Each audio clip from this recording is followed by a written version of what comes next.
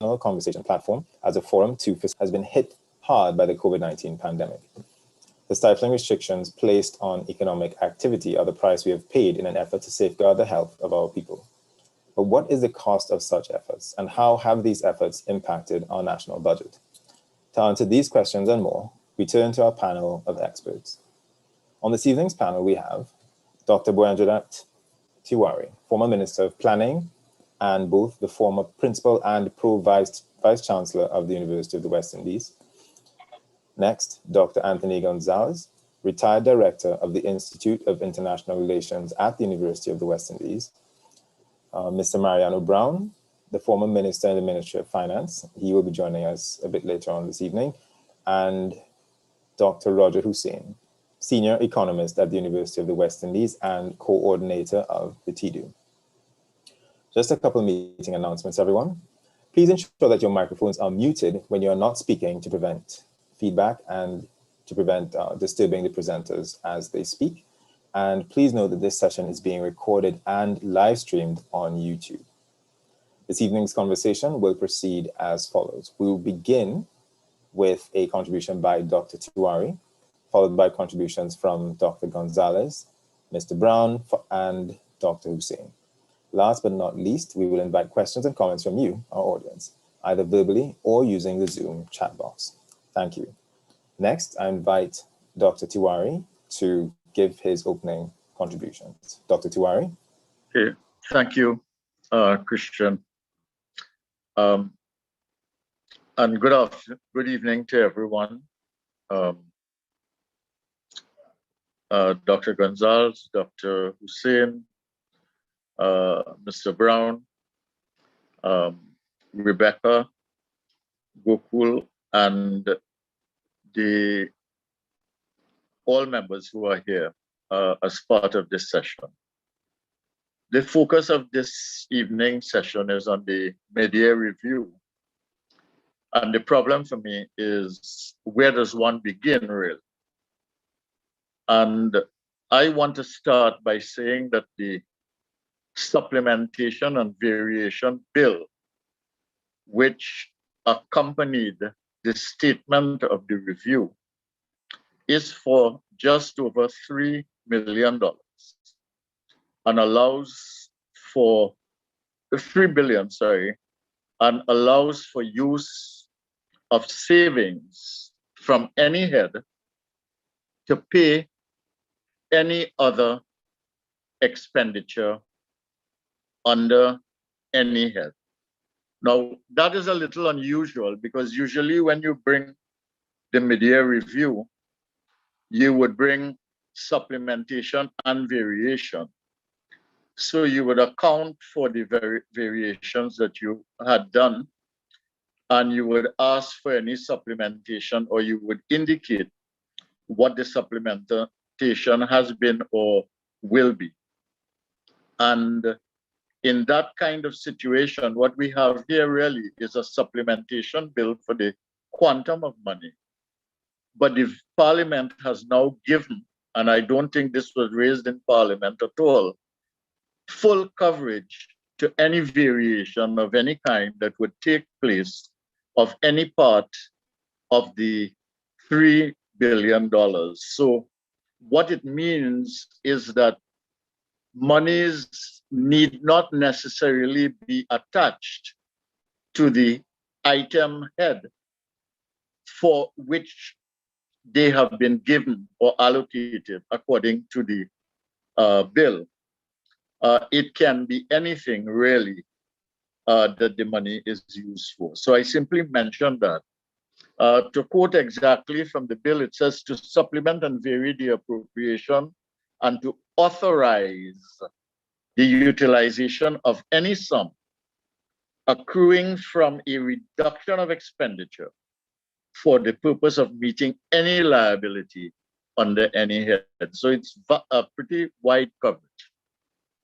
I want to acknowledge in the beginning with the Minister of Finance that the production of natural gas and the price of natural gas are both down. And this presents a revenue problem for Trinidad and Tobago. The price issue is subject to market forces. there is little that we can do about that. But we have had only one bid round since 2015 when this government took office, and we have won no new investments that would lead to additional drilling for oil and gas. I just want to point that out.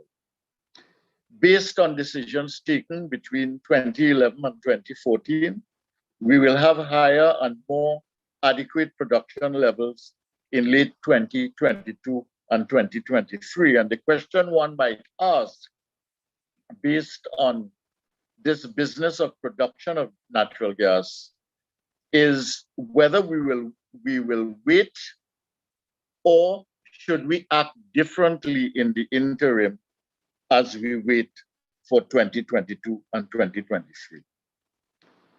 I want to also acknowledge with the Minister of Finance that COVID-19 has been a major burden for our country and a major setback for our economy, and that it has been costly to the Treasury because economic fallout resulting in closure of business and collapse of some businesses have resulted in the loss of a high number of jobs with the attendant human costs for individuals and for families. But I do not appreciate the fact that in the Auditor General's report of 2020, the Auditor General observes, and I quote from her, "When the pandemic occurred, ministries and departments were not fully prepared to deal with a disaster of this nature," which speaks to the crisis, I close the quote, which speaks to the crisis management capability and adaptability of the public service. The Auditor General also notes the inadequacy of business continuity plans, which speaks to the inadequacy of ICT systems for collaborative, integrative work and for remote work, a matter dealt with at length in the 2019, the earlier report of the Auditor General. But even more disturbing is the Auditor General's observation that, and I quote from her, "It appears that no proper monitoring and oversight was in place for the ministry's tasked with administering of COVID-19 initiatives. Deficiencies in the internal controls led to the funds allocated for COVID initiatives not being used efficiently and effectively." I might point out here that 41% of the budget was used for transfers and subsidies in 2019-2020. A significant part would in 2021 and 2019-2020 involve COVID-19 relief measures. Moreover, the following facts are reported in the report. That's a City Auditor General report. 75 applicants were registered twice for income food support. In 325 instances of payments for income support and 388 instances for food support, the same bank account was used by more than one person, suggesting multiple recipients in a household. There were instances where the same ID card number was used by more than one person. There were 2,672 instances of the same person receiving both salary grant and food support grant. 44 cultural grants of $5,000 each to recipients were received in addition to food grants and salary grants already received. When you add to this that there were a substantial number of citizens, an unverifiable number, who complained that they were ignored by the system for any grants whatsoever, one has to conclude that there is a level of inefficiency and ineffectiveness in the system that allows for unfairness and facilitates fraud in the COVID-19 relief measures. The Minister of Finance claims a sense of security because of the holdings of $7 billion at the central bank and $5.7 in the HSF. It is true that these buffers are larger than most Caribbean countries have, but we have to take into account the following facts. We have really moved over 6 years from 11.3 billion US in foreign reserves to $7 billion today, a depletion rate of about 700 million US or 5 billion TT per year. And it is more than that since some US dollar loan funds have been deposited in the central bank reserves account, so that the annual depletion rate is likely to be larger than 700 million US.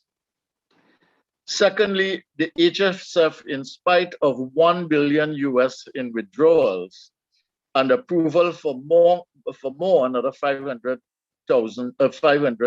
million more, remains at the same level as 2015 through investment. This level can fluctuate with the rise and fall of international stock markets. No funds have been deposited in the HSF over the last 6 years, as the government has been stressed by revenue shortfalls and deficit. Moreover, with energy exports down, there has been no makeup increases anywhere else. Imports have been at the same levels, and our balance of trade situation and our continuing import needs make further depletion of foreign reserves inevitable. Moreover, the scarcity of foreign exchange for both business and individuals remains real. Closed borders, little travel, closed businesses, lost jobs have resulted in significantly reduced consumer demand, and hence the lower demand for foreign exchange. But it still remains a scarce and much needed commodity. There is a part of the mid-year review speech that might reasonably be called in praise of borrowing. This is a direct quote from the minister. I quote, "If we stop borrowing, then we cannot finance the fiscal deficit. We cannot do the supplementation. We cannot pay salaries. We cannot finance education, healthcare, and provide water and electricity to our citizens at current rates."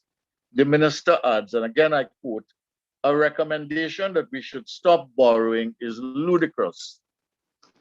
There is a disguised revelation in that message. The subtext tells us clearly, we are living from day to day. We are living beyond our means. We cannot meet the expenditure for how we are living. So we continue to run a deficit. And the only way that we can continue to live in this manner is by continuing to borrow. I want to point out that currently 20% of our budget now goes to debt servicing. With the 3 million supplementation, the 2021 budget now stands at 52.5 billion, with a deficit of likely about 11.2 billion. And we pay about $10 billion to service debt every year. Remarkably, the minister identified certain things that we had to watch. This is what he said. He said we had to watch these things: debt to GDP ratio, overdraft in the central bank, essential mandatory expenditure, revenue, expenditure, employment, momentum in the economy, business activity. Minister Imbert did not elaborate on any of these things, but by mentioning them, it means that it is either important to him, that is to say in his head, or more likely he thinks that it might be important to key stakeholders in the society, and so he mentions them deliberately, although he does not treat with them. So let's look at debt to GDP ratio. It is high and it is climbing. And if, as Minister Imbert indicates, we can't stop borrowing, we will eventually reach 100% as our debt climbs. And if our GDP continues to fall as it has been for the last 6 years, we are going to get there quicker. The Auditor General up to September last year indicated public debt as 90 billion, with contingent liabilities taking it up to 132 billion. The debt to GDP ratio is 82.7% at the present time, not far from 100. The overdraft in the central bank based on drawdowns, he mentioned that from the exchequer account is 42 billion. This is the highest it has ever been. And this is from 9 billion in 2015. Essential mandatory expenditure, he mentioned that. All I would say is on this is that the need for a $3 billion supplementation 2 weeks ago indicates that expenditure is not being reduced. And when we look at the breakdown of expenditure, we find the following pattern: 16% on personal, 10% on goods and services. In other words, we pay for the entire government service, all right? But 10% are spent on goods and services, 0% on minor equipment, 3% on the development program. Notice what we are spending on development as opposed to recurrent. 10% on transfers to statutory and similar boards, but 20% on debt servicing and 41% on transfers and subsidies. So the message is clear. The pattern of expenditure is not changing at all and has not been changing at all from year to year. Revenue, we know, has been falling and hard to come by. And I addressed expenditure. Revenue is generally now, because of the price of oil and gas and the stability, between 35 billion and 42 billion. 41 billion was anticipated for 2021, but it will be short of that. Employment was rising from year to year because of economic declines year on year pre-COVID. COVID has decimated jobs and incomes, especially in the private sector. The public sector has been by and large protected, but not everywhere. With loss of jobs come loss of income and its implications. And we have been getting no meaningful statistics on employment from the CSO or any other credible source. The minister speaks of keeping an eye on momentum in the economy. There has been no momentum in the economy, not in any sector. It has been standstill and or declines.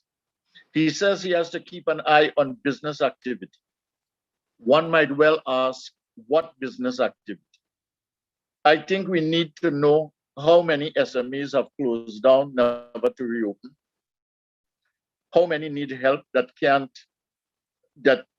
how many need help that can't open now and have difficulty meeting the changes post-COVID?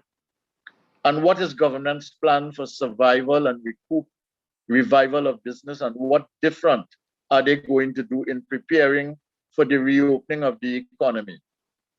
First of all, in addressing the adaptation, restructuring, diversification, greening, and ultimately the sustainability of the economy going forward. If the economy is to be opened in 4 weeks, the Prime Minister said 4 to 6 weeks, 2 weeks ago, what are we doing different now to prepare for opening up? Or are we simply going to mark time and then open up on an appointed day as if nothing is new? And we had a roadmap committee prepare a way forward. Is that relevant now? Is that still in play? What, if anything, is going to be done? The minister talked about why he won't go to the IMF. I don't want to get sidetracked with that. The main thing is that he is going to borrow more, and or loan servicing debt costs, or loan servicing costs for debt is already 20% of the budget. CAF seems to be the preferred lender of the Minister of Finance. There is a competition in CAF between Argentina and Colombia for the presidency to be settled soon. A campaign is now taking place. I hear that Trinidad and Tobago government is involved somehow. So maybe between CAF and China, The government also seems to be comfortable with China. The government's future borrowings are settled. The IMF issue, on some other occasion, I will express my views on that, but I want to leave it for now and point to the fact that he intends to borrow more and that we are likely to see borrowings from CAF and from the government of China. It was at a webinar sponsored by CAF on pensions and healthcare systems that the Minister of Finance spoke about the fact that trainees were living too long and so putting a pressure on our pension system and the National Insurance Board, NIB. So between CAF, which offers less demanding terms for loans than other multilaterals, and China, which is fond of non-disclosure agreements, the government's future accumulation of debt may well be settled. But on another occasion, the Minister of Finance also indicated that he would soon be meeting not only with IMF, from whom he is seeking technical advice, but also with Standard & Poor's and Moody's, who address issues of credit ratings. He did not say that in the budget presentation, but it is relevant because he indicated that he is headed there. I think it was in the close to the budget presentation. Standard & Poor's credit rating for Trinidad and Tobago stands at BBB- with a stable outlook. Moody's, on the other hand, set Trinidad and Tobago's rating at B, A1 with a negative outlook. Credit rating is the measure used by sovereign wealth funds, pension funds, and institutional investors to gauge the creditworthiness of a country. The ratings above BBB- and BA1 allow investors to gauge the creditworthiness of TT. This impacts on the cost of borrowing. But both of these ratings put Trinidad and Tobago in a downward direction in terms of creditworthiness because we have fallen. And in what is described as a lower medium grade. And Trinidad and Tobago is currently on the low end of that grade. That is what the BBB- rating is about. And we are so low in that grade that we are actually close to non-investment or speculative grade, which is what is called junk status. And with Moody's BA1, we are already in speculative grade or junk status grade. Trading Economics is an institution that assesses the ratings of the rating agencies and on the basis of this ranks a country and determines the level of risk. On their risk assessment, Trinidad and Tobago scored 52 on a scale of 0 to 100, where 0 means likely to default and 100 is hardly any risk whatsoever. We are about halfway between 0 and 100 at 52. You might call it a classification as a moderate risk country. So we will see where these meetings lead. On another occasion, I will address the IMF issue. As I said, for now, I think that it is a staged sideshow or a distraction.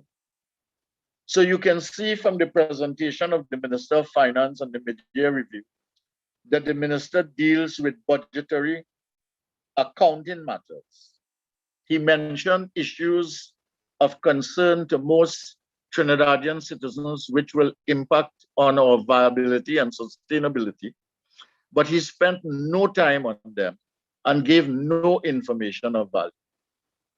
And there are many things that he did not mention that are of great importance to recovery, growth, and sustainability.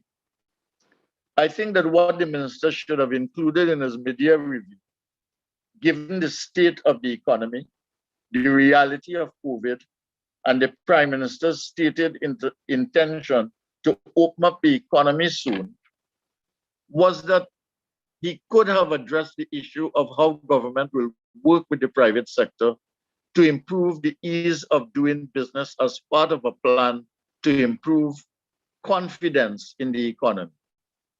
The ease of doing business is absolutely dismal. We are at 105 in the world. And I dare say that after COVID, we might be in a worse position.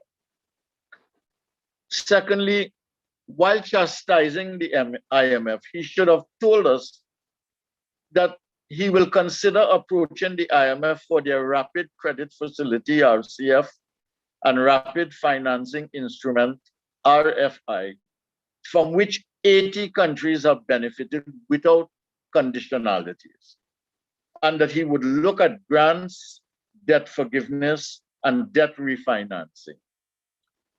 In his entire presentation, you would swear that we did not have a single Venezuelan living here, and that we did not have an issue of managing them, whether it is 16,500 or 100,000 people, as some claim. And we have only recently begun to take grants on this matter. I think we have taken one.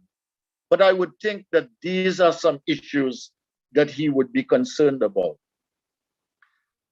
I thought that he might have mentioned something, since we are only about 4 weeks away from reopening, about how we was going to deal with business recoup, rehabilitation, reorientation, and revitalization of existing business, how we would deal with public-private partnership instead of borrowing more money by the state, by government. Maybe we could use some private sector funds to do projects. Maybe, since he had allocated $500 million in the budget in September, October, to stimulate agriculture, he could have talked a little bit about agricultural production and integration and synergy strategy as a foundation for his recovery plan. Maybe he could have talked a little bit about restructuring expenditure. We cannot carry on like this post-COVID.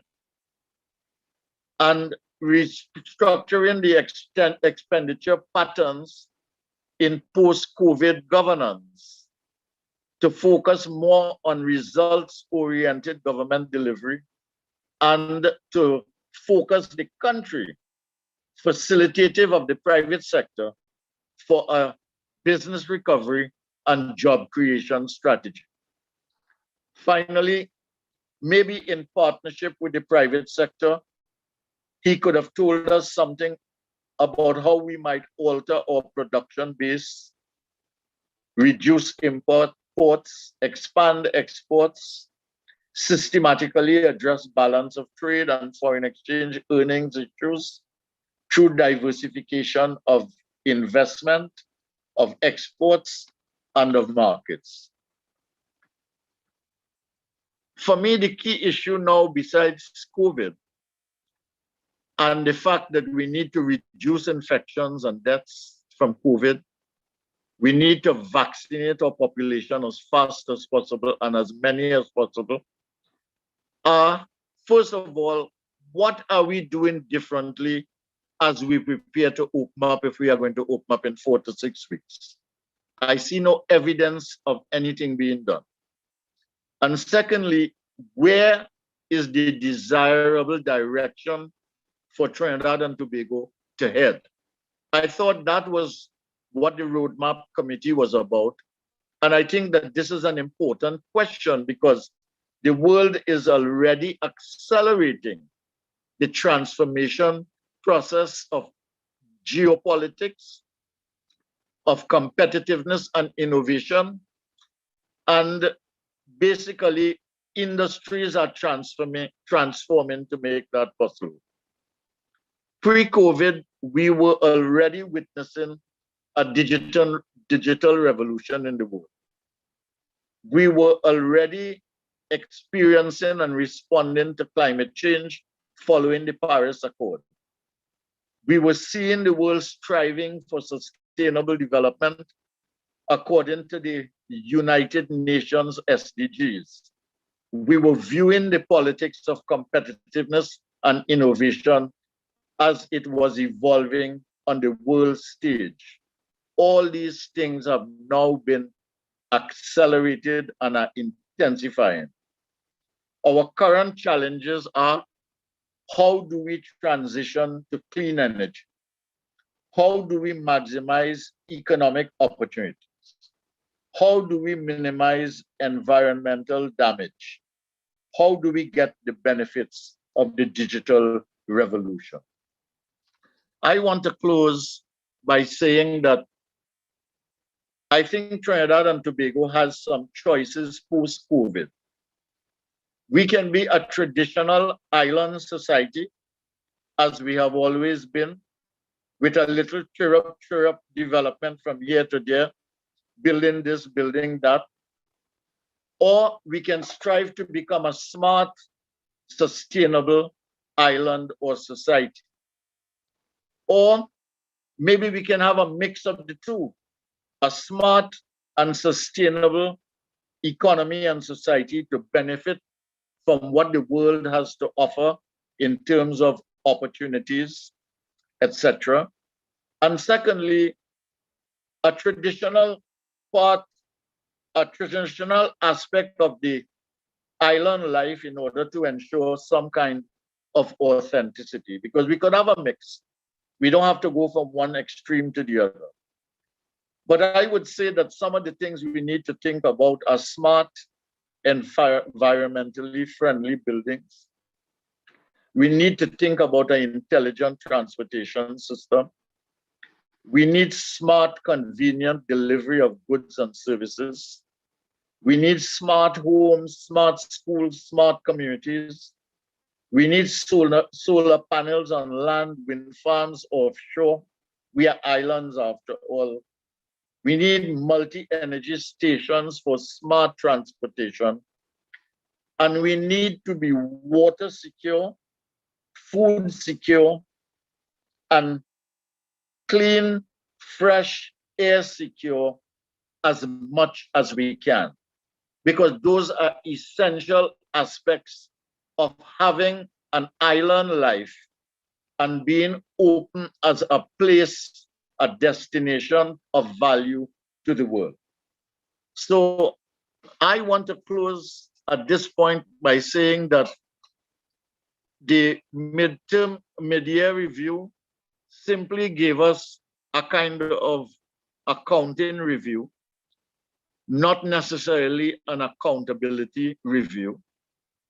It did highlight that the minister was aware of some of the challenging issues that we face, but it did not elaborate at all on it. And it ignored many of the critical things before us now, which is that how are we going to get out of this COVID crisis and move the economy to a place where it can begin to thrive again? And secondly, how do we begin the transformation process? Because we've got to restructure, we've got to diversify, we've got to earn foreign exchange outside of energy, we've got to import less, we've got to export more.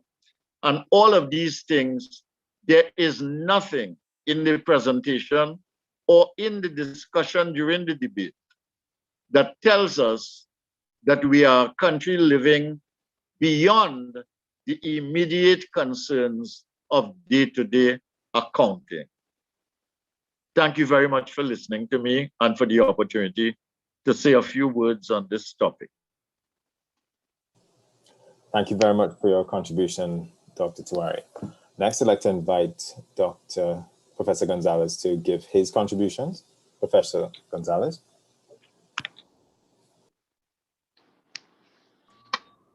Yes, thank you very much, Christian, and pleasant good evening to my fellow panelists, members of the audience, to the organizers, Rebecca and others.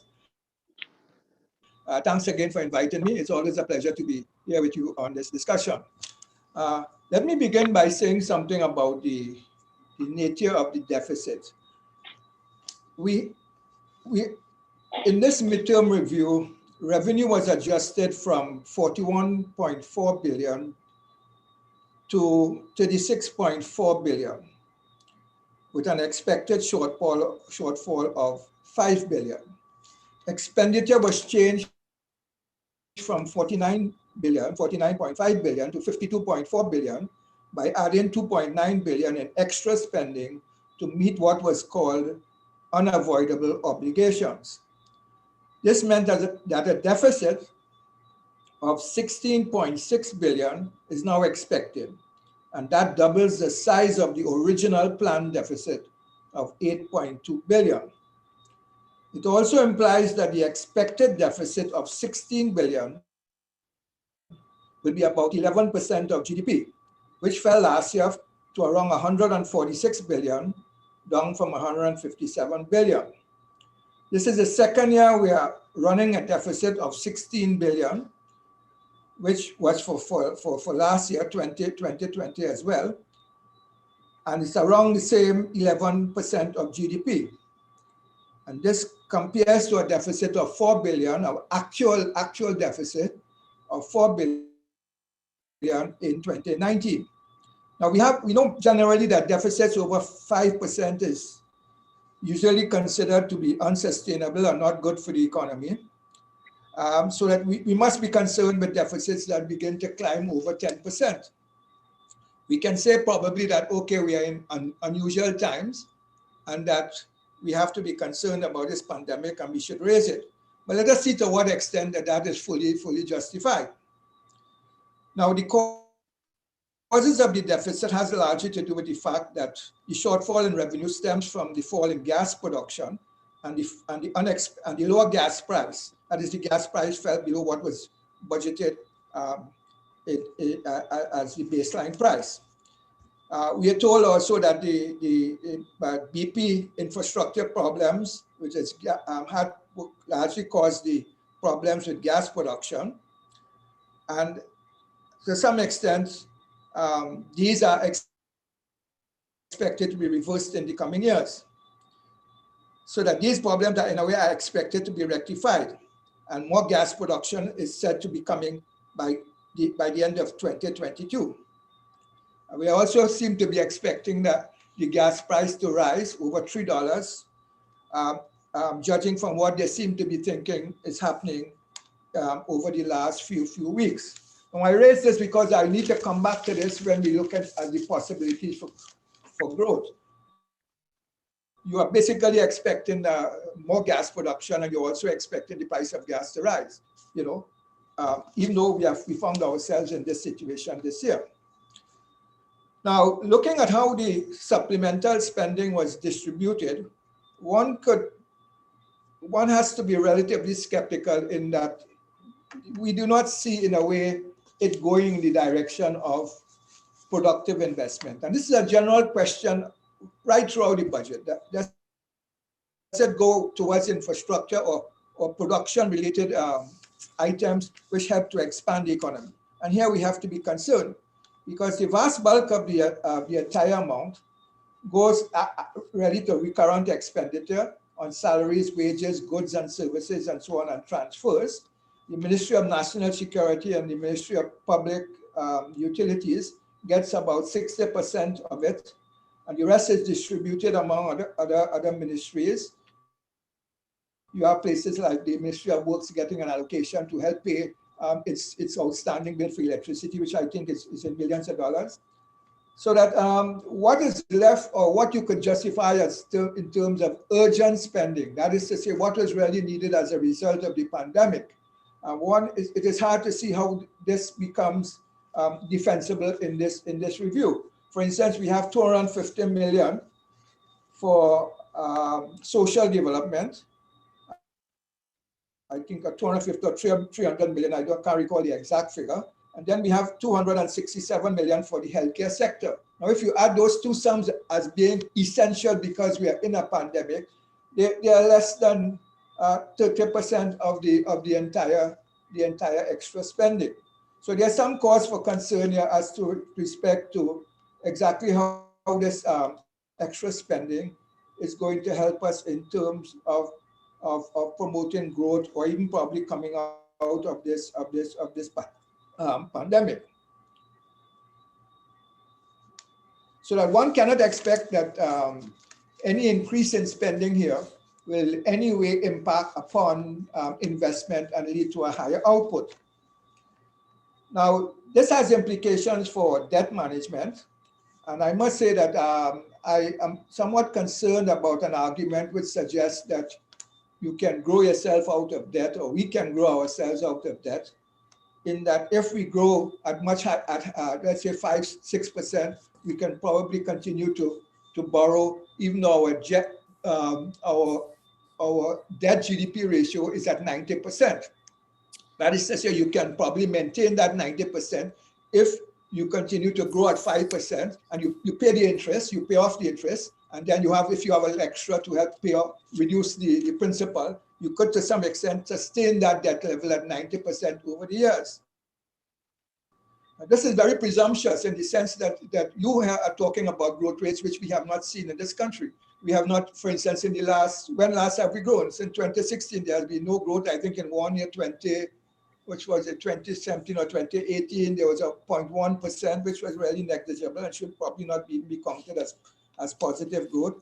So it worries me when people begin to talk about you can grow yourself out of this debt. The economy is not growing. And what are the chances of it growing, especially if it is dependent on oil and gas? And we see what is happening in oil and gas in terms of the prices and the production and so forth. So where is that growth to come from? I think this argument is much more related to economies that are relatively sustainable, that are pretty diversified, and can produce a regular growth every year to be able to sustain their debt. I am not sure it is relevant to a situation like ours. So that I have certain doubts with respect. I accept the fact that we have some relatively good buffers. We have high foreign exchange, relatively, let's say, and we have also an HSF, which has a relatively decent sum of it, which allows us to attain a certain level of creditworthiness. But I don't think it's on that basis we can go out there and believe that we can just borrow, and that will essentially lead to growth, and we would be able to sustain a debt level over time. I think what you see, in fact, happening is that debt level is rising.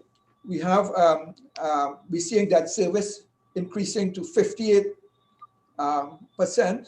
or by 58%, sorry, from 7.2 billion in 2019 to 11.4 billion in 2020. And debt service is now a very significant percentage of government revenue. I think it has climbed from 15% to 33% last year.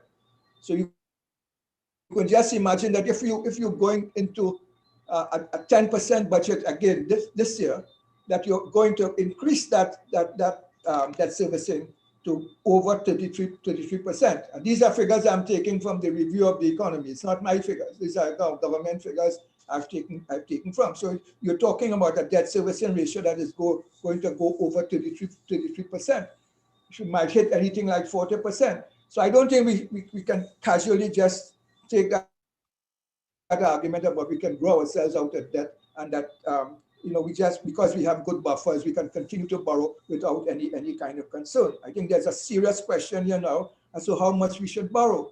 We borrowed substantially last year, and we borrowed 2/3 of what we borrowed in foreign currency, which allowed our foreign debt to rise substantially. I think it's something about 33% now, as compared to about 21% just a year ago. And the question here is when there's debt in foreign currency, where are we earning the foreign exchange to be able to repay that debt? I think that is a major concern. So that my rough calculations, let's say, would say that if you want to use that strategy of growth, you would probably need to grow at anything like about 10%. and grow in terms of exports to be able to cover your foreign debt in order to be able to sustain a debt ratio of 90%. So I'm not sure that we here can expect those type of growth rates. I don't think we could expect 5%. So I would tend to feel that, you know, we're charting a difficult road here if we think that that is going to bring us out of the situation that we're in. So that my concern basically is that we are not paying enough attention to the external debt, that we're increasing spending. And here there's a serious problem of how do we estimate revenue and how do we estimate expenditure. We're seeing things that are varying in such a way that you wonder who has estimated these things. You know, you're seeing, for example, that you estimate revenue to be 46.7 billion, and then you have to revise it down to 34 billion. Now, this is a serious drop. Serious drop, and this is not the first year this is happening. This is the second year this is happening because a similar thing occurred last year. So that we have to begin to look at how we do these projections and try to be a little more realistic. I mean, the same thing is happening with expenditure. And Dr. Tawari also raised that point, and I think it was a very valid point in the sense that we are not in a way seeking to reorganize our expenditure in such a way that would make it much more viable. You know, the expenditure just keeps rising, and you know, we just can't, while the revenue is dropping. Now, I mean, that's why we're having these deficits that are enlarged. With or without COVID, I think we'd have been still running a deficit. So that there's an issue here as to what extent we could more meaningfully control our spending to allow us to be able to afford deficits that would be amenable to development, amenable to much more sustainable growth and so forth. So I would tend to feel that there's a case here for trying to make much more realistic estimates. I think these estimates are way off if you look at what is normally accepted or range what you'd expected. And you're doing a midterm review, which in a way should allow you to be a bit more on target. That is, that even with the midterm review, you're falling way off in terms of what is actually occurring. So I think we need to look at this in terms of how we go forward. Let me say, and I agree with Dr. Terari, we need to really focus a lot more on this question of transfers and subsidies. Well, subsidies are down basically. They're not much since we got rid of the energy subsidies, but we need to focus a lot more on these transfers. Transfers to households, to state enterprises, the statutory boards, I think these are much too high to be sustainable. And we need to really sit down and go through them and see to what extent we can meaningfully cut them. I understand there's a pandemic. I understand there's a case for saying, yes, transfer to household cannot be easily reduced in a pandemic because you must have relief grants and you must have disability grants and you must have pensions maintained and so forth. But I still think there's room for cutting, and we need to sit down and try to see how we could do it. I don't feel that we need to be just increasing the budget, increasing spending, just like that on areas. And let me say, a lot of the areas, it's difficult to analyze these things. $2.93 billion is in spending is increased, and you're not sure exactly how this is being dispersed or where it is going. You know, you're not being properly. I was trying to make some sense out of it to see where it goes. You get some general figures and so on. You have an allocation of 900 something million, I think, or somewhere around that, or was it some? I can't remember the exact details, but the largest chunk goes to the Ministry of National Security, and yet we are not sure exactly where that is going. After all that we spend on national security, you know, a huge sum is going there, but we're not sure exactly how, in what areas it is going, or are these areas really deserving in terms of what's happening and so forth in the country and so forth. I think these things need to be justified a little more and to be allow people like myself to try to make some more sense of it. But I just wanted to be brief tonight. I'm pleased to come back and have a discussion on some of these issues. Thank you very much. Thank you very much for your contribution, Professor Gonzalez. Next, we'd like to invite Mr. Mariano Brown to unmute his mic and make his contribution. Mr. Brown. Thank you very much to Dr. Tiwari and Dr. Gonzalez for the comments that they made. So I'd like to just add a little dose of reality here. It was interesting to listen to the numbers.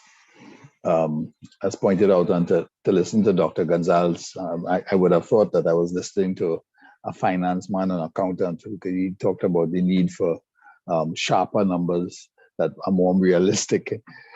And I think that has always been our concern. But we also have to understand that, really and truly speaking, the Minister of Finance is making political statements as distinct from really giving a true account.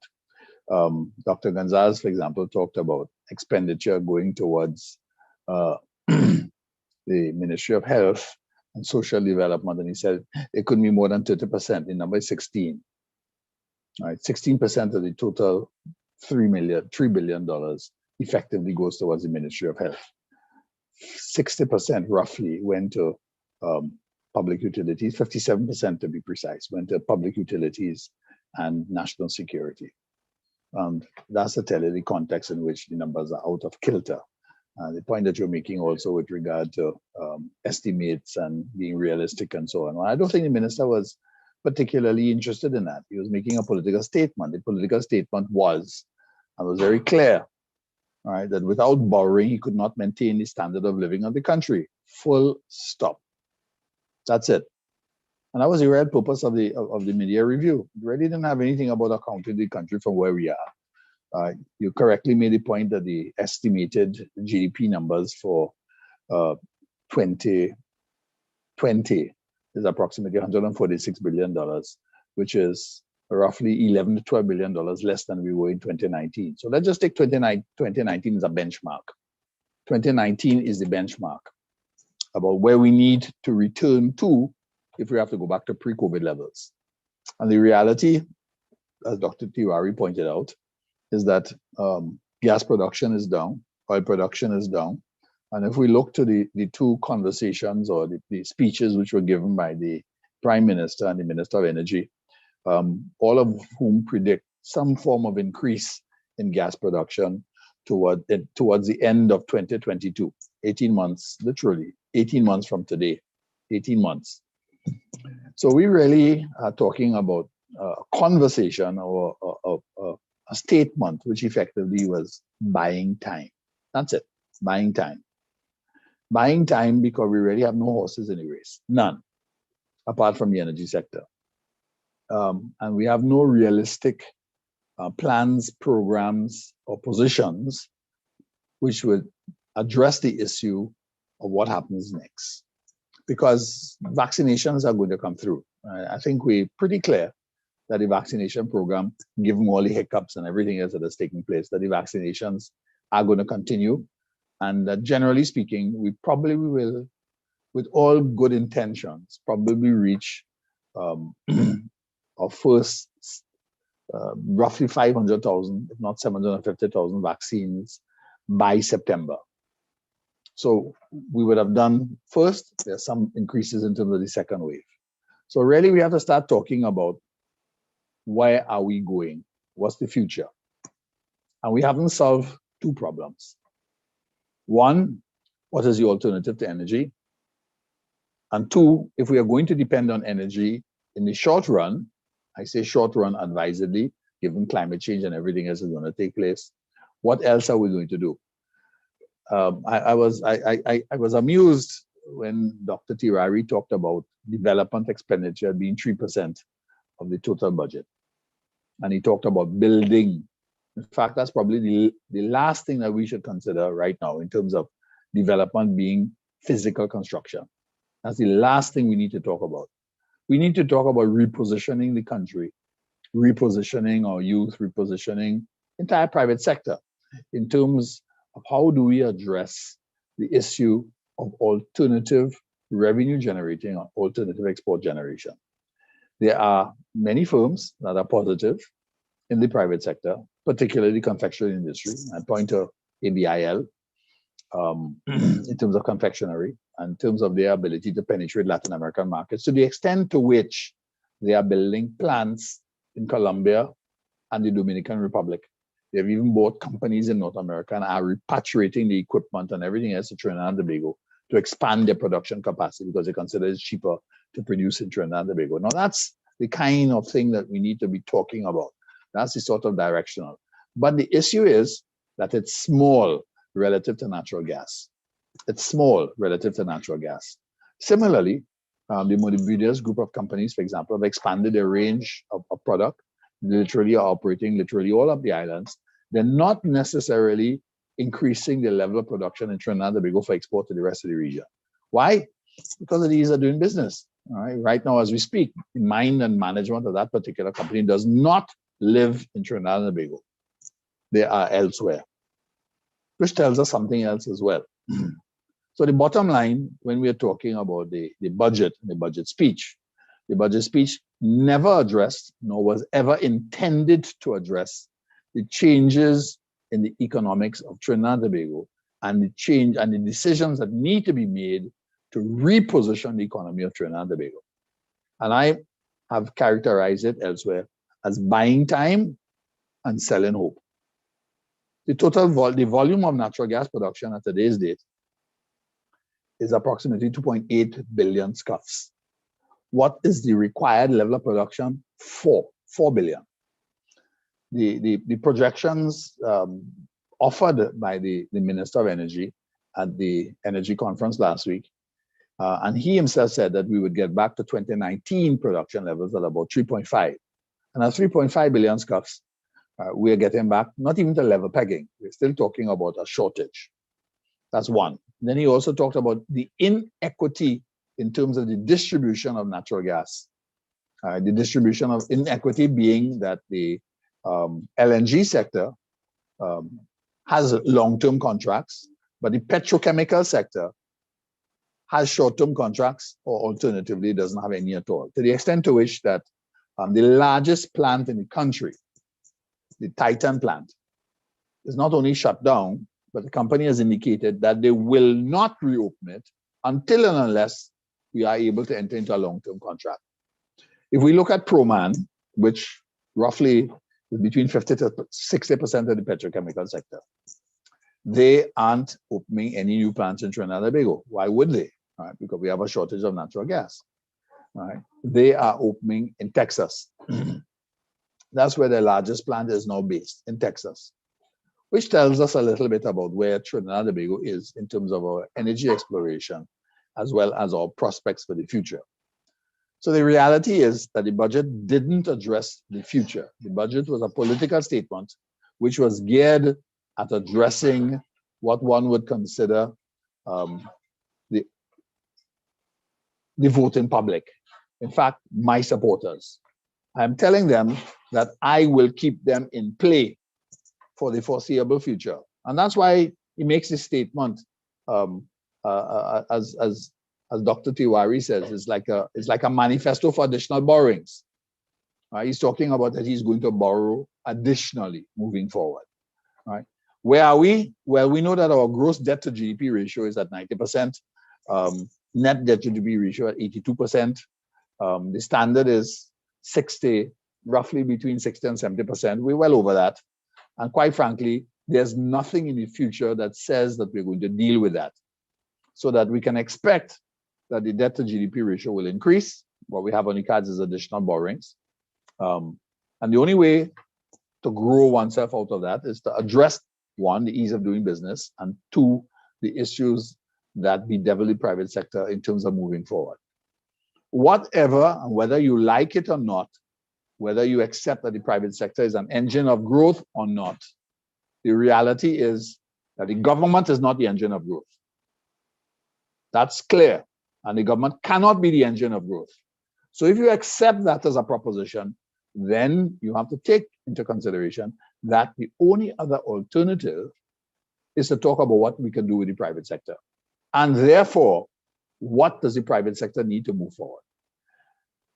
There was none of that in the mid-year budget review, nor will there be. Quite frankly, the minister is focused in terms of how he's going to address the next budget. He's not really thinking about what's going to happen. And that's one of the reasons why the speech was either so short and the information so poor. Notwithstanding the fact that the IMF had projected a growth rate of 2.1% for this year, and 4%, I think, some in the next year, and then trailing off to 1.5 thereafter. In other words, level pegging. There's no long-term growth rate or no long-term positivity being geared or viewed as being an alternative or a realistic opportunity for Trinidad and Tobago, as long as Trinidad and Tobago is considering itself as being dependent on the energy sector. And quite frankly, that's it. Nothing else is on the table. The energy sector is on the table. That's all we have. So all the ministers have said is that we want to get greater equity. Now, what does greater equity mean? It means long-term contracts at prices that are sustainable. What we know in terms of the energy price, which is being offered to the petrochemical sector, the people who are producing in the LNG sector have long-term contracts. Why? Because they are positioned in the LNG sector and they are in control of production. 75% of the production capacity of this country in terms of natural gas is between BP and Shell.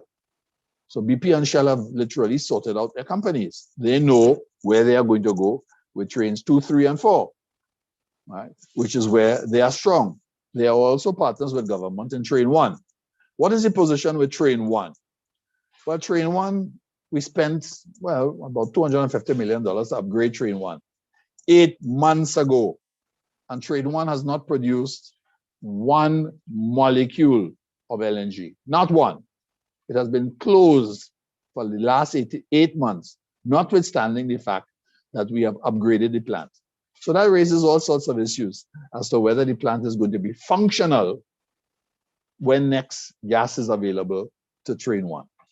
So that we have some very serious investment decisions which have to be made at the level of government carrying forward. And we have very serious policy decisions which have to be made in terms of where we are going to go. Those are not the decisions which are either in the public domain or which the Minister of Finance is talking about. They're invisible. They're not to be seen. The minister is instead focusing on how much we will borrow. And that's why I make the point that it's a political statement. It is not about economics. It's not about where we're carrying the country. It's about telling the country, trust me, I will keep your standard of living in position. Is that sustainable? It is not. Do we have far to look? No, we don't have too far to look. That's exactly what the Barbados government did for 10 years. And they borrowed from the central bank. If at any stage of the game you look at a consolidated statement of financial position of the Trinidad and Tobago, you have a balance sheet that is in deficit. Right? The consolidated fund is in deficit, which says everything that you need to know in terms of the borrowing capacity of the country. Right? So the only thing that's holding us together are two numbers. The reserve position, which is overstated because it does not take into consideration the level of borrowings which have taken place over the last 3 years. So if we say that we have official reserves of, it is now I think down to 6.8, not 7, 6.8. So it's declining. And it was 7.5 in December. So that means we've gone down about another $700 million US in that particular period. And that does not take into consideration, Dr. Tiwari, the fact that there have been drawdowns for the Heritage and Stabilization Fund for the last 6 years. So if you take that into consideration and take the net borrowings that have taken into position, the real rate of reserves is somewhere down to about 3. That's it. So Trinidad and Tobago, whether the minister likes it or not, is in a situation where our reserve rating or credit rating is going to go into junk status.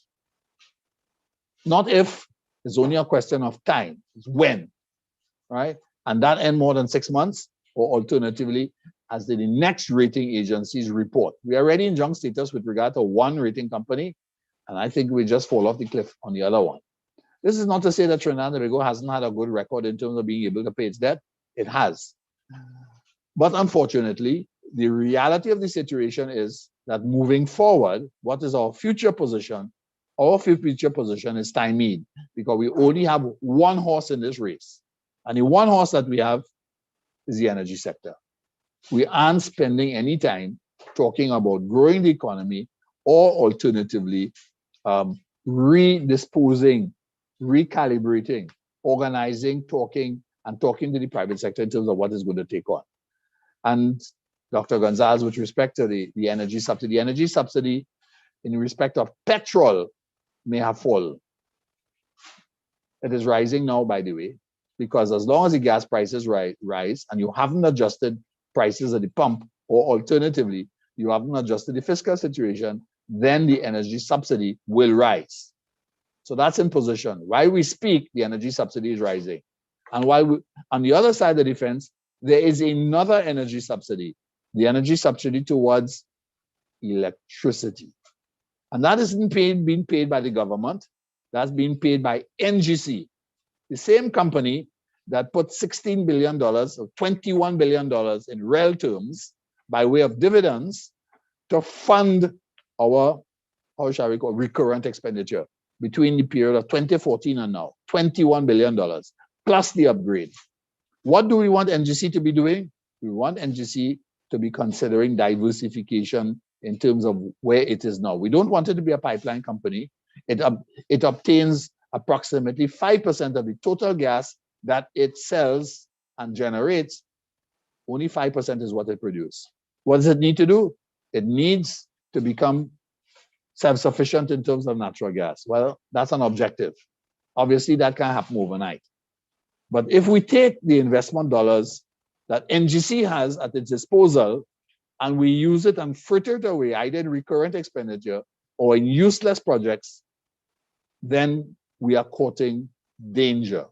The reality moving forward, as we speak, there is nothing in this budget speech, and I bet my bottom dollar there's nothing in the next budget speech that addresses the economic realities of Trinidad and Tobago and what should be our priorities, i.e., the government managing its fiscal position, 1, cutting subsidies and transfers, 2, asking the population to pay a greater share or become more responsible in terms of its payment structures. That's not going to be on the cards. It's not going to be on the cards because the ministers already said that. All right? And that's one of the reasons why I thought that Dr. Tiwari captured it well when he said it was a manifesto for additional borrowings. Where will that end up? Well, we know that additional borrowings in that way, which is not sustainable, which is simply to fund recurrent expenditure. You're borrowing to pay salaries. That will not work. It cannot work. It is a recipe for failure. The point is what we're doing is simply postponing the failure. All right? Jamaica did that, they postponed the failure. Barbados did that, they postponed the failure. They postponed the failure until, in the case of Barbados, not only did their credit rating go, they couldn't borrow another cent in the international market, and they depended on the central bank to finance borrowings. Well, we don't have to look too far. Look at the consolidated statement. That's it. Once you look at the consolidated statement, how can the consolidated statement be in deficit? Once the consolidated statement is deficit, well, that tells you everything. So we are in an unsustainable position. And that's something that we have to address sooner rather than later. Thank you very much. Thank you very much for your contribution, Mr. Brown. Next, I'd like to invite Dr. Hussain to give his contribution. Dr. Hussain, you'll have to unmute, please, Dr. Hussain. Yes, thank you very much, Christian. I must say that I sat down here for an hour and 15 minutes. And, you know, it's not often I get to hear people I consider my seniors. And I was so impressed. It's a lot of my students are on this chat, and I'm really glad that they are on, because here it is, they would have heard from some of the best minds in the Caribbean, probably in the world, on understanding this situation in Trinidad and Tobago in a practical, real format. You know, I would give them a lot of the theory and diagrams and whatnot. But here it is, you see 3 people who understand this thing in a way that I have not heard anyone in official capacity speak about for about 5 years. So it's even eye-opening to me, and I know this economy very well. It was extremely impressive, and Rebecca Gookool has to take the credit for pulling together the team. It was extremely impressive, Rebecca, and I don't know. So we have to find another way to, and I know the media is on, to get this information constantly out into the public domain so that the average John and Jane could have an appreciation of the real numbers. And I could speak in my personal capacity that I listen to every number mentioned by these three folks, and the numbers are accurate, the numbers are reasonable, and the numbers are sound. No imaginary numbers, no making up of numbers, very solid information, and it's really the type of things that we have to get going out more and more to the public. So in the process of listening, I cut my slide down from about 20 to about 10. And I would even bring it down further in speaking now to about 3 because it was so well done. So let me share my screen.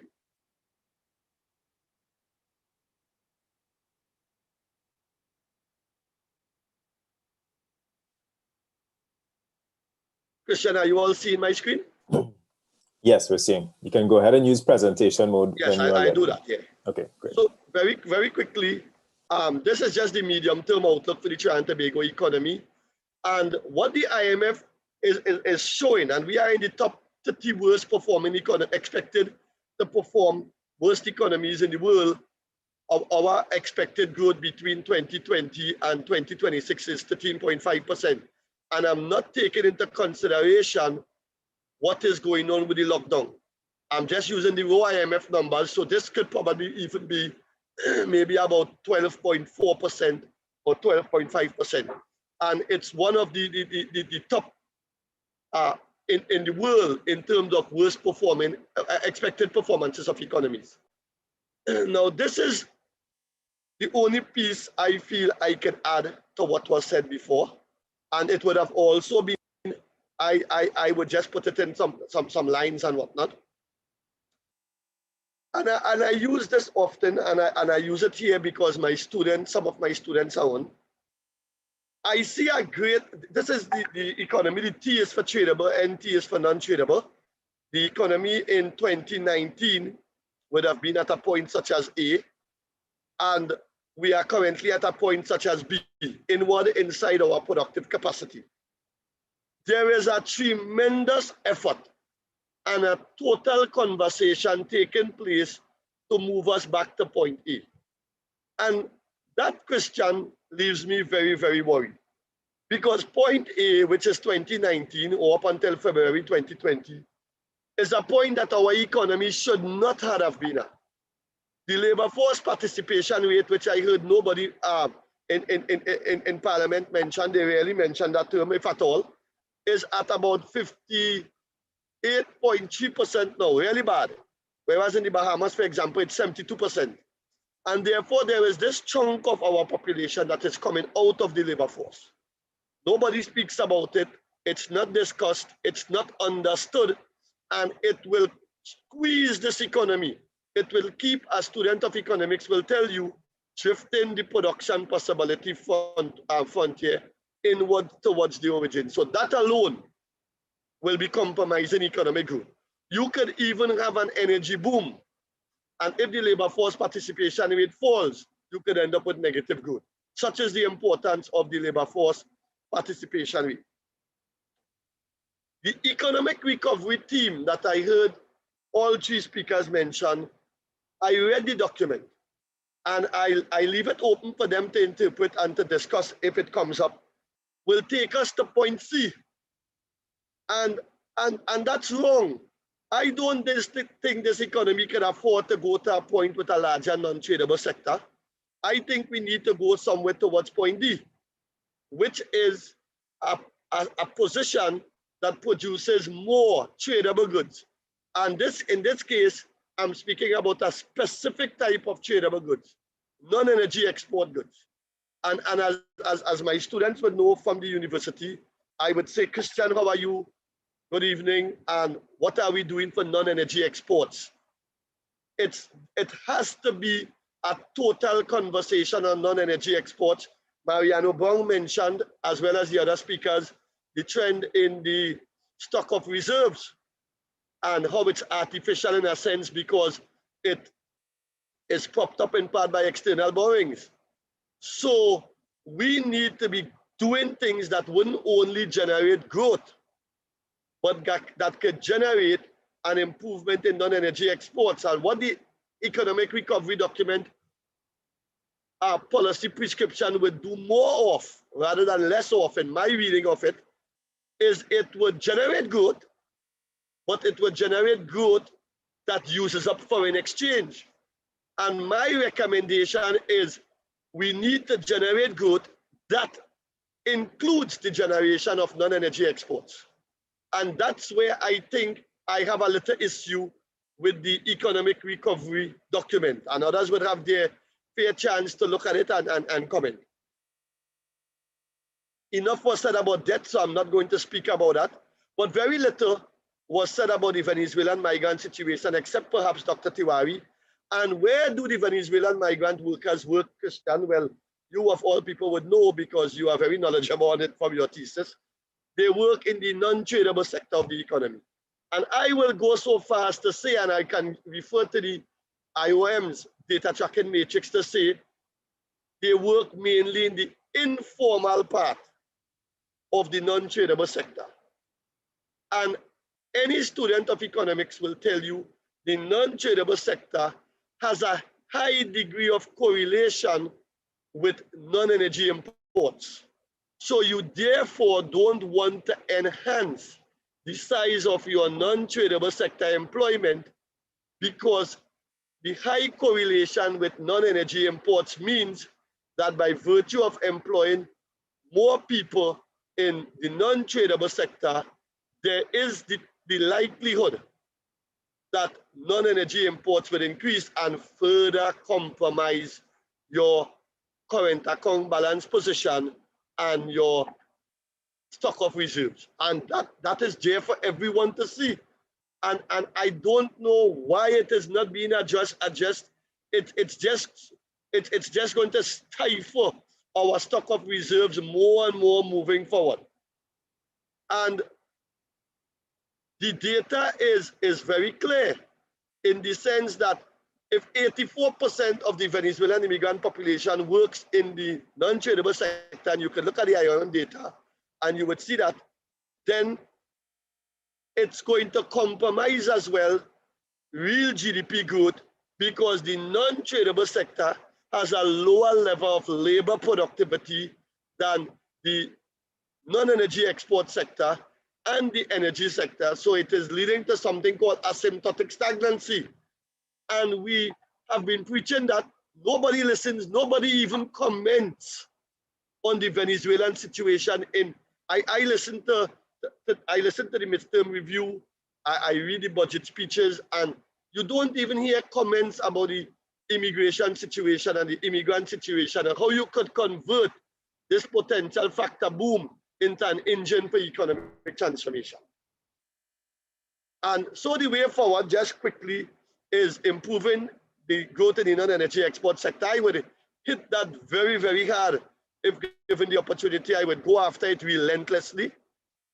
I would change the composition of fiscal. What sense does it make to borrow and spend all the borrowed resources on recurrent expenditure that cannot repay the debt that you are borrowing? How do you reason that? Mariano Bong put it well. I mean, he said it's to appease the masses. But I won't appease the masses in the first year of my political cycle. I would go after fixing the economy, and in 4 years' time, they would forget. And after I get some money after the 4 years, I will sort them out nicely. So it's even in my judgment a political error, of which I know little about, so I could be speaking nonsense.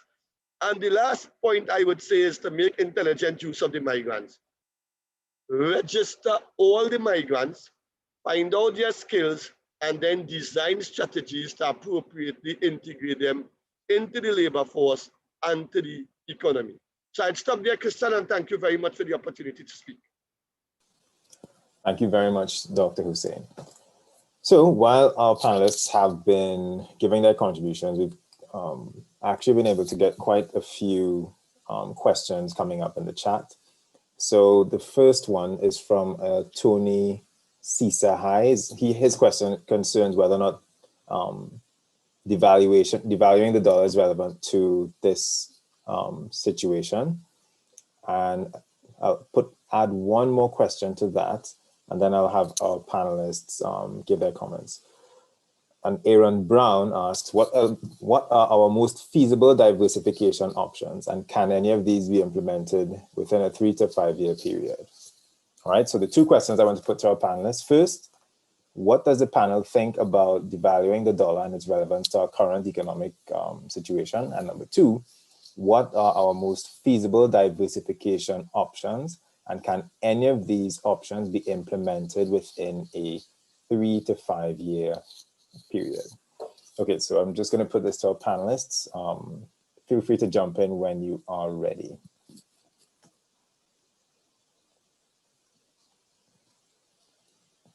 Dr. Hussein, would you like to start? No, I would give way to my three colleagues. I let them go first. They are the speakers here really. So, okay. Dr. Tiwari, Professor Gonzalez.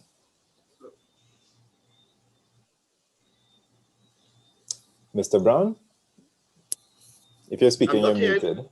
Yeah. On the devaluation issue. Okay, great. The point Hello? is, we are in a Sorry. difficult situation. This situation is not a turnaround situation. It is 3 or 5 years. It is not. And anybody who basically tries to position it as a 3 or 5 year turnaround situation is an optimist. This is where Trinidad and Tobago is analogous, is not equal. No situation ever. History does not repeat itself in identical situations. Right? The reason why the devaluation option is an option, because it forces people to understand the real situation in the economy. That's the first point. The second point is that it gives a fillip, or it gives some capacity towards what one would consider to be the export sector. And this is not the energy export sector. This is the non-energy export sector. Right? That's why devaluation is important. Devaluation is important to them because it improves and gives them an immediate leg up in the competitive situation, because it means that the cost of production domestically falls relative to other countries as competitors. So that's a real value devaluation. But you have to be in a position to take advantage of it. The people who took advantage of devaluation in the 1980s are the companies that are strong today, and the companies that are growing and expanding. And I gave two of them as examples, ABIL and the Bermudas Group. Literally, Bermudas owns literally almost every biscuit company in any region. Everyone. And it produces biscuits everywhere, Barbados, Jamaica, everywhere. Right? And it is also one of the largest exporters. So too with ABIL, to the extent to which that ABIL is also setting up production facilities in other countries. Right? Because it is better to produce closer to the market than it is to produce and export from the home base. So what devaluation does is it creates an opportunity for other companies of that nature to export. How many are they? Where they're going to come from? How are we going to encourage them? What else is going to take place? Well, that's what economic policy is meant to address, but that's what also boots on the ground does. Because this is not just simply a textbook equation that you do X and everything else follows. It does not happen that way, right? Business does not always know what the opportunities are. Sometimes it takes advantage of it. So for example, if we look at Japan, Japan became the #1 producer and manufacturer of the shipping industry. And as a result, it decimated Scotland, England, Norway, all European countries. What happened? What did they do? Well, the answer is it took a little time for them to find out, but the skill sets that they had, the skill sets, that's important. How do I translate the skill set from sector A to sector B? And along came North Sea oil. And that's what they did. Instead of producing ships, they produced rigs. etc., etc., etc. Trinidad and Tobago has been a large exporter of personnel, operators. You will find them everywhere you go. I go to Peru. I go to a cooking class on a Saturday. Who do I meet? A Trinidadian. What is he doing there? Right? He is working in a glass plant in Peru. Right? You're coming back from New York. You meet somebody. Where is he coming back? He come back from Scotland. Where does he live? Well, he have his home in Trinidad, but he really moved in the 80s from Trinidad to Venezuela. So he's coming to Trinidad for a week, but he's really going to Venezuela to see how things are going before he goes back to Scotland because he's working in the North Sea. You find them all over the place. You have people who from Trinidad and Tobago who work in Kazakhstan. They work in Saudi Arabia. They work everywhere that you could think of as operators. But when we talk about Guyana, we're not talking about Guyana from the point of view of developing something which is similar to Schlumberger, which is exactly what we need to talk about. We need to talk about how we structure the skill sets in an organized way in where we can deliver services. The concentration and the discussion that focuses on manufacture and big plant manufacture is misplaced. Countries that become, even China, that have grown and if you reach the middle income status, then what happens is the expansion of the non-manufacturing sector, services sector. And that is the issue that we have to talk about. So we have to talk about a whole set of alternative exports, which is, the conversation is not there. We're not there at all. The valuation helps us to get into that particular position because then it forces people to look at what are the alternatives. That's the first point. I think that's the most critical point. As to it is not 3 to 5 years. 3 to 5 years is the plateau, it's a level peg, it's the drop to the bottom of the table. We probably are now, I think the minister admitted that we are not, unlike the IMF projection of 2% growth for this year, we probably will have negative growth in this year. So it means that we will be falling again. So in 2021, we are earning less than we earned in nominal dollars in 2008.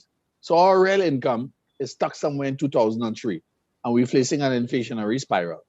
So there's nothing that can turn around in 2 or 3 years except the energy sector. And even if the energy sector were to turn around in 2 or 3 years, you still have the long-term issues of where is our strength? Are we going? Is the energy sector going to be our area of competence for the foreseeable, or the only area of competence that we have, or do we start talking about what the alternatives are? And that's where the conversation has to be at this stage of the game. What are the alternatives? And people will find them. But the point is, unless you start talking about it, you're not going to go there. And right now, our conversation is locked in terms of how do we maintain our income? How do we maintain our standard of living? Well, you can't. And until we face that reality, until we become like Cortez in Mexico in 1519, you have no way to go back. You have to talk about what you're going to go forward. You have to burn your ships and talk about what are we going to do next. That is the conversation we need to be having. It's not about building buildings. It's about building human capacity. And that's where the conversation is not. Thank you very much. Thank you very much, Mr. Brown. Yes. Yes, Professor Gonzalez. On that question, on that question of the valuation, let me say that first of all, the valuation by itself is not going to work. The valuation must be accompanied by a range of macroeconomic and structural policies. So that you have to think about the valuation as one policy within a mix for it to work. Secondly, I think you have to look at and see whether the conditions are appropriate for devaluation to work in this country. Now, we have had the experience of devaluations over the years, and we have shown where it has worked.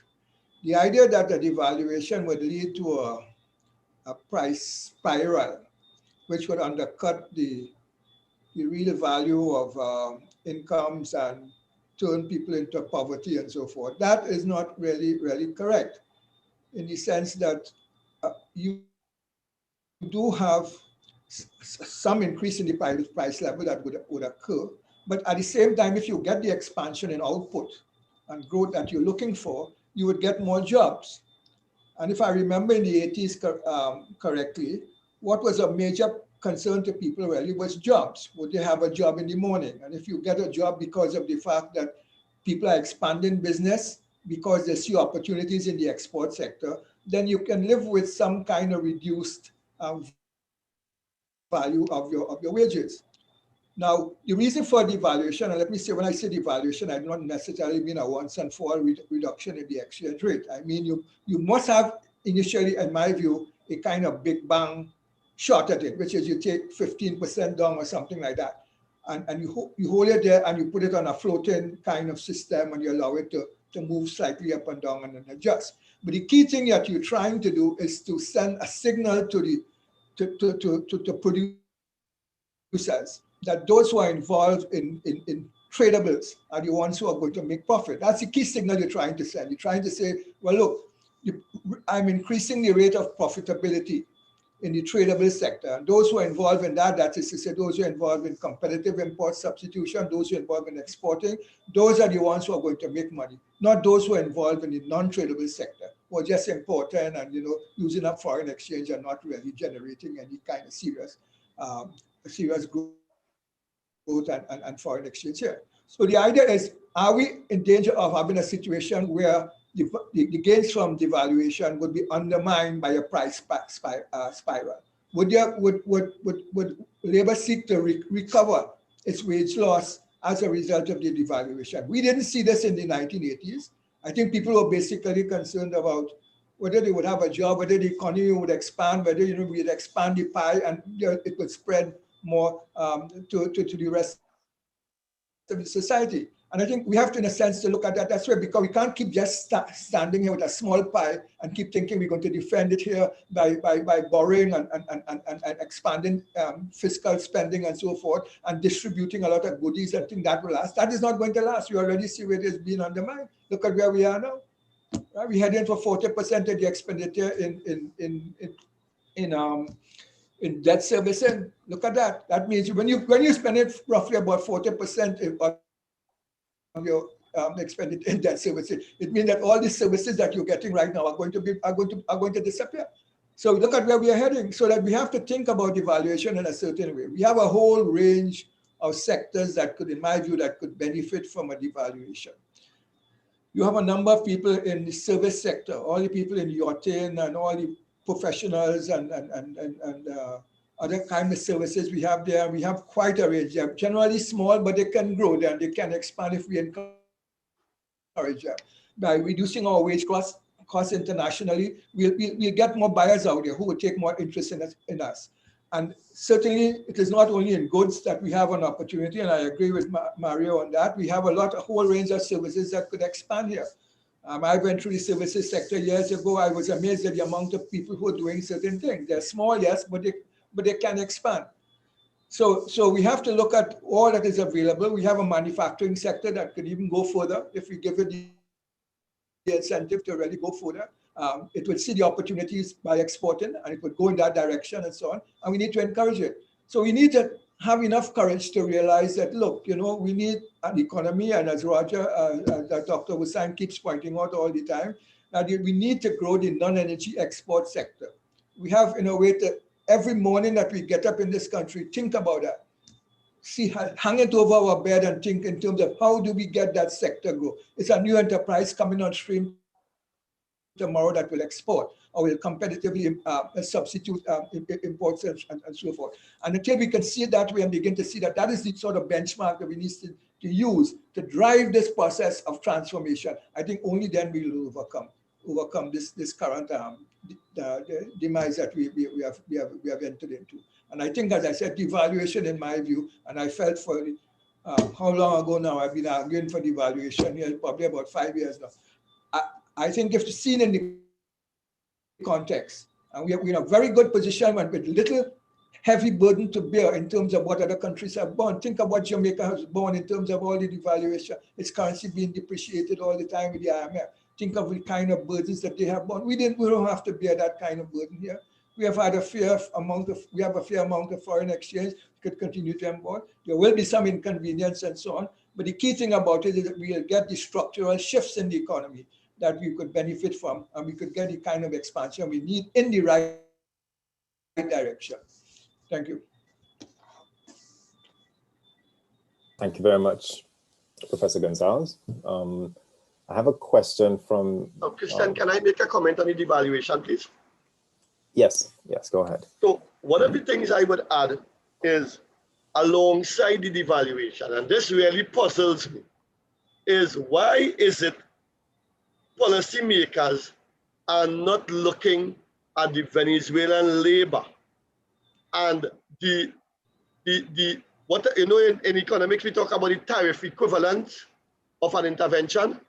Why are we not seeing the immigrant equivalents of a devaluation? So I heard Professor Gonzalez, I think, mention 15%. I know he was probably just calling out a number. But let's say it's X% devaluation. If we use the Venezuelan labor wisely, just as they do in Canada and other parts of the world, in Qatar and Kuwait, if we use it wisely, it means we could get some of the same benefit of a nominal devaluation, which is one, what make the price of the exportable good cheaper so people can buy more and produce more of the import substitutable goods here so we save on foreign exchange. That's one of the, those two things together are part of the focal importance of a devaluation. The Venezuelan labor, if we could use them intelligently in strategic sectors, could give aspects of the devaluation equivalence. And I think, therefore, that, and I think Professor Gonzalez was clear in saying that it's not, no one strategy could work by itself. In combination with a nominal devaluation, we need labor market intervention. And the labor market intervention is critical for two major reasons that are in Trinidad and Tobago in particular. The decline in the labor force participation rate must be addressed, because listen to this amazing thing. Our employment of workers, Christian, fell about 70,000, if I remember the numbers correctly, between 2015 and 2020, well, 2019 when data is available. So one would expect to see the unemployed go up significantly. Instead, it has not gone up, you know. What has happened is these people, a significant amount of these people dropped out of the labor force. So how can we be comfortable with the major part of the change in the labor market being an increase in not in the labor force, that group that we call not in the labor force, and I have already excluded people over 60 years. So something fundamentally wrong is taking place with the labor force. So that's one aspect. Two, we also, like it or not, have X thousand immigrants here. And I heard the Commissioner of Police, who was also a former Minister of National Security, say 120,000 illegal immigrants, which if you add that on to the 16,500 registered, let's call it 140,000. Let's cut that number in half, or even a little less than half, and work with 60,000. Then that 60,000 represents an enormous, more than 10% change in the employed labor force, addition to the overall labor force. And if we, as we open up the economy, I'm not talking about now with COVID and whatnot, when we get the vaccination, this is an unusual time period. I'm talking about 3, 4, 5, 6 months when the economy is open up. If we use the labor force opportunities that are available to us, even in terms of our indigenous labor force, moving it from 58% participation to about 72%, that alone represents an enormous factor boom in terms of opportunities. So there are opportunities. I'm not sure I've ever even heard someone from the Ministry of Labor speak about these two things in any great detail. So I would just throw that out there in terms of how we could complement the immigration, the devaluation intervention that we are discussing. Thank you. Could I say something, Christian? Can you hear me? Yes, we can hear you. Go ahead. Dr. Tiwari, your camera and microphone just went off. I don't want to. I'm not speaking directly to the devaluation issue, but I want to say something which I think is important to note. Okay. The big countries of the world, the wealthier countries, the industrialized countries, in the post-COVID scenario, are going to be way ahead of us in time and in stage in terms of addressing the recovery, the geopolitics, the competitiveness and innovation that are required as they compete for world opportunity.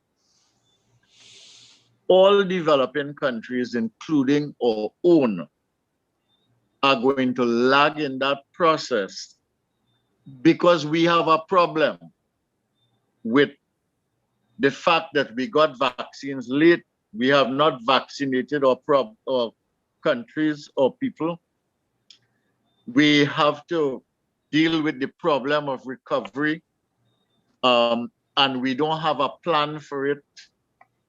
And it's really is going to be a problem. We have seen in COVID the gap among countries, the vulnerabilities that have been basically recognized. And we've also seen the gap within countries, including our own. And I think that we need to understand, one, that they are going to move ahead and that gap is going to widen. And secondly, being late in the recovery process puts us in a certain position in the world system. Roger was talking about the fact that Trinidad and Tobago is among the 30 worst performing countries in the world as identified by the IMF. And I think, therefore, that we've got to have a serious conversation. I think Mariano raised this matter too. And this way in which we are proceeding, like if we will give a few inoculations for the COVID, we will bring it down, and then we'll open the economy and we are going to get back to normal. That is pure stupidity, I want to say. And it's real ignorance too.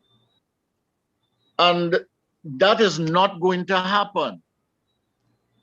And I think that we really, I don't think people understand what a bad place we're in as Trinidad and Tobago.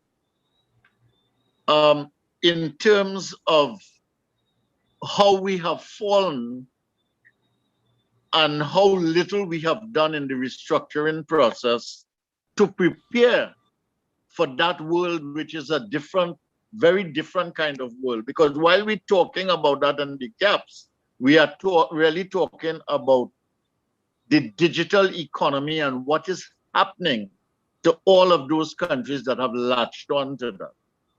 So we've got to have a serious conversation here about what is possible. And if we come to terms with what is possible and we recognize that we need to build a stakeholdership and summon the will that is required in order to get us to somewhere more desirable.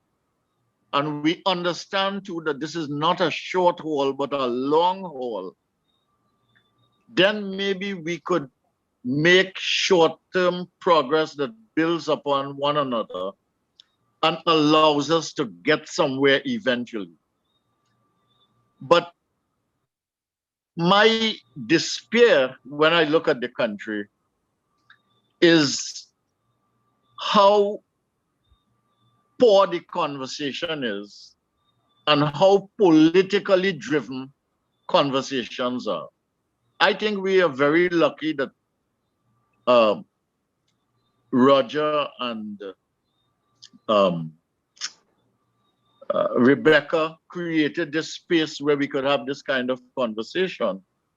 But you don't have this kind of conversation in many places.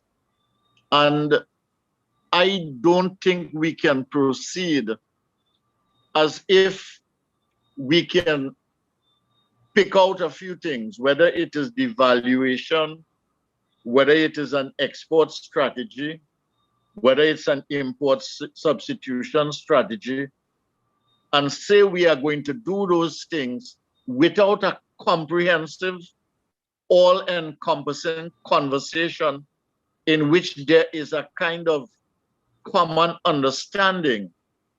And as we begin to see what is possible and what we might do and where we want to go, we begin to put some strategies in place. Because while all of this is happening, our financial situation in Trinidad and Tobago remains the same, and it will get worse. Secondly, our economic challenges, which we have been unwilling to face for so many decades, remains the same now. And if we don't do something, the longer we stay, it is going to get worse.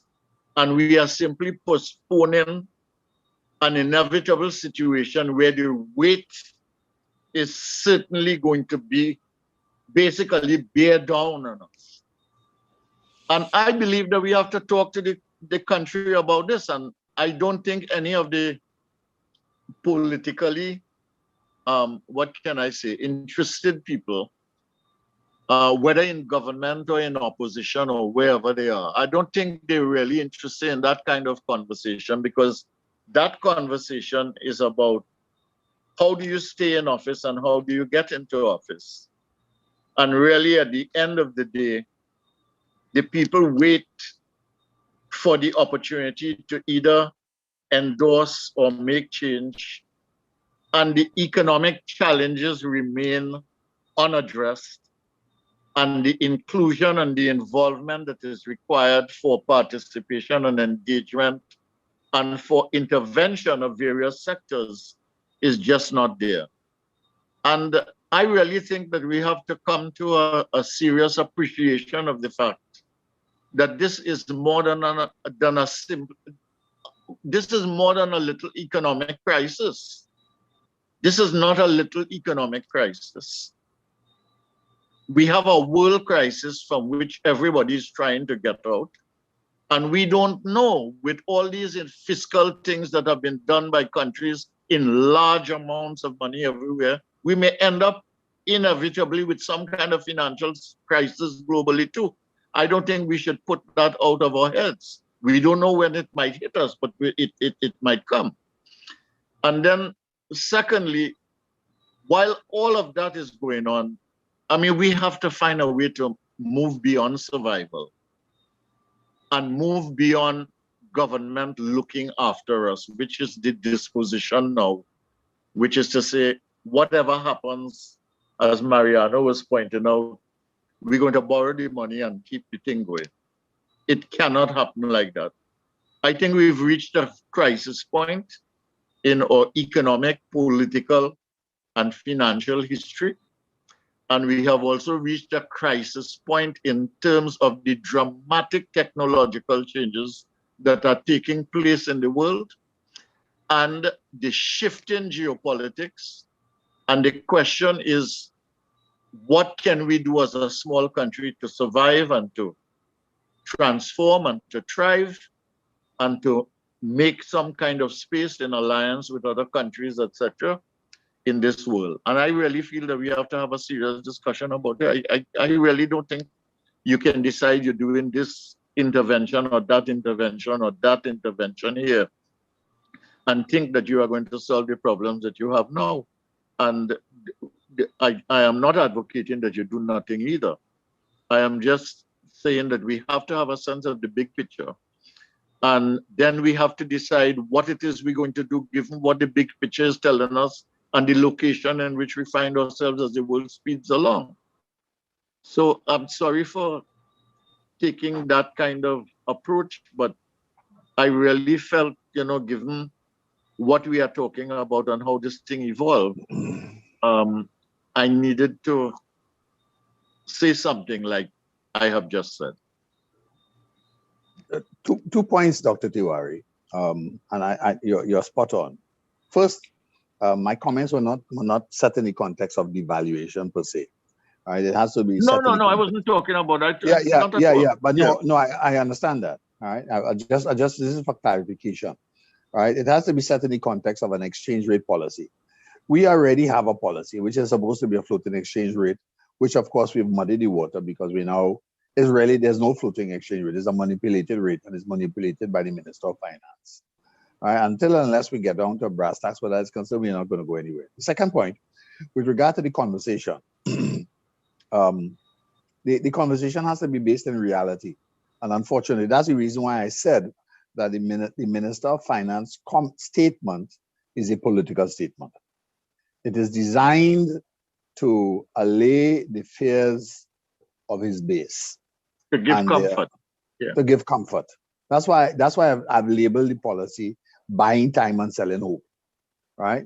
You're selling hope in the short run, and you're buying time that prices will go up, so something will come around, and you can say, well, we have a eureka moment. Things have worked out. Even if the energy prices were to increase and natural gas were going to increase, this is not going to solve the problem. It's going to give it a facelift. It's a facelift we will get. All right. That's why we have to consider what the alternatives are. Right. We have to. So I take your point for your saying that. And I just wanted to clarify my position where those things are concerned. Sure. Thank you very much, Dr. Tiwari and Mr. Brown. Okay, everyone, we want to wrap up. And to our panelists, as you reflect on the contributions you've made this evening, in your closing remarks, what I would like you to do is ask yourself if there's anything that you wanted to state tonight, you wanted to say to the audience, to the country at large, that you didn't get the opportunity to say as yet. Okay, so the order of our closing remarks, we will start with Dr. Hussain. In fact, I would use this opportunity to just say thank you to you and Rebecca Gookool. These things just don't happen. You all do all the work in the background. And thanks, Christian, and thanks, Rebecca. So I would stop there. Thank you very much, Dr. Hussain. Mr. Brown, your closing remarks? No, I think I've said a lot. But I think that we really have to, from a political perspective as well as from an economic perspective, we have to start really facing some realities rather than find ourselves in the platitudes. And unfortunately, in our circumstances, people pay more attention to the messenger rather than the message. And I think we need to remove the animus, remove the political tone. These are existential realities that we have to treat with. And that's why I think that we need to approach it from. Thank you. Okay. Thank you very much, Mr. Brown. Professor Gonzalez? Yes, well, there's a lot to talk about, and certainly we could spend the whole evening here talking about a whole range of things that are related to this midterm review. I would say that one thing that I would like to see a little more discussion on is how one could use our fiscal policy and generally the government development policy to try to diversify the economy. As one of our colleagues asked on this chat earlier, what are the diversification options? I don't think we got around to answering that. But I was recently listening to Professor Mazakuto, for example, who gave that talk at the CDB there last week. And she has this notion about mission-oriented development. How do states engage in a kind of industrial policy that focuses on missions? That is, you set a mission and you go after it by including a whole number of stakeholders in the country, and you mobilize them to go after this particular mission. And I was reflecting on that. I have a position on industrial policy, and of course, I have some differences with her with respect to how she thinks about industrial policy. But I believe there's something about the idea of a mission. We need a mission in this country with respect to the non-energy export sector. We need a mission about how do you mobilize all the interests in there to come together and begin to coordinate and move as a unit as such with government support, being distributed in a relatively even and balanced way. Of course, my concerns about government and government not really getting involved in things and distributing things unevenly and so forth. But we could deal with that once we have a kind of mission going, which involves it. But we need a certain kind of mission on this question of the non-energy sector, and which mobilizes a range of people that are necessary to get that going and bring them together in such a way that we can make a trust there. I have not been seeing something like that happening here. And each day I wonder, for example, where are we going? If we don't have good news on gas or oil, there's doom and gloom in the country. Everybody is in despair because there's no hope, basically. Even in the last review here, we see basically we're pinning our hope on gas coming back in by 2022 and the prices going up and so on. That's basically what we're hoping for. And that is not going to happen. I could tell you that up front, it's not going to happen. So I would basically like to see, our fiscal policy being used in a more positive way to try to push that kind of diversification that we so need. Thank you. Yeah. Very quickly. I think if there is one thing that I would like to see is to address this necessity of foreign exchange earnings outside the energy sector. And therefore, I wish we could come together seriously across all kinds of divides and focus on how do we address the issue of significant reduction of imports and a strategy for non-energy exports, and then split it up into the focus on the import substitution and the export expansion, so that I think that the import substitution could seriously begin with agriculture, and we could place some serious emphasis there. And I think the export could maybe look at the existing exporters from Trinidad and Tobago in whatever sectors and address the issue of complementary investment, given that you're doing agriculture and you're looking maybe at manufacturing exports, and begin to design a project in which you make a projection, let's say over the 10 years, of what you are trying to do in export and in foreign exchange earnings over that 10-year period. And you have a systematic management, strategic management of that project over a 10-year period to get that done. I think I would like to see something like that because I think it could work. I think it's practical and it doesn't prevent us from doing other things that we have to do, but it does place an emphasis on food security, on import substitution, and export expansion on foreign exchange earnings. And I think really that is the immediate challenge for us right now. And if we are able to do that, then we could look at some of the other bigger policy issues, both internally and in terms of latching on to where the rest of the world is headed. But I think a focused project on what I just mentioned can be helpful And if we did it in a non-partisan way, I think it could work. Thank you very much, Dr. Zawari. And thank you very much to you, our audience, for taking the time to join us tonight. We really appreciate the contributions by our panelists in bringing out the critical issues that are facing our country at this time. So everyone, I just would like to wish you all a good night. Please stay safe, wear your masks, and remember to social distance as best you can as we continue to fight to get out of this COVID pandemic. Thank you very much, everyone, and have a good night. Okay. Thank you. Night, night. Okay. Take care. Have a good night, Professor. Okay. Bye, everyone. Good night. Night, Have a night. good evening, Night, everyone. night. Take care. Thank you. Okay. Take care. Mr. Brown. Bye.